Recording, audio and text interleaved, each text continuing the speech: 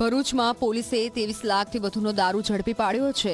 આ મામલે સાંસદ મનસુખ વસાવાએ પોલીસને અભિનંદન સાથે ગંભીર આક્ષેપ કર્યા। સાંસદે દિનેશ શાંતિલાલ વસાવાને મોટો બુટલેગર ગણાવી અગાઉ કરોડોનો દારૂ ઝડપાયો હોવાનો અને હાલના કેસમાં વોન્ટેડ હોવાનો દાવો કર્યો છે। દારૂ રેતીના ગેરકાયદે ધંધાર્થીઓ સામે ભાજપ સંગઠનને કાર્યવાહી કરવાની અપીલ કરી। નીલ રાવ અંગે પણ આક્ષેપ કર્યા। દિનેશની પુત્રી રશ્મિતા જિલ્લા પંચાયત સભ્ય હોવાનો ઉલ્લેખ કર્યો। મહારાષ્ટ્ર મધ્યપ્રદેશથી દારૂ આવતો હોવા છતાં નામજોગ ફરિયાદ પર કાર્યવાહી ન થતી હોવાનો દાવો કર્યો।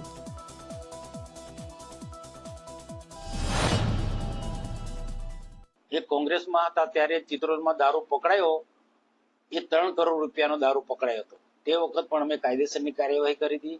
એ પછી એમાંથી આ ધંધો આ પ્રકારનો ચલાવવા માટે ભાજપમાં રહીને સરકાર ભાજપને એટલે આ ધંધો ચલાવવા માટે બુટલેગર તરીકેનો ધંધો એને અમારા ફોટા પણ સાથે દિનેશે મૂક્યા છે અને સાથે કોઈ વાંધો નથી। પાર્ટીના કાર્યક્રમમાં આવી જાય ને અમારા સાથે ફોટા પાડી લે।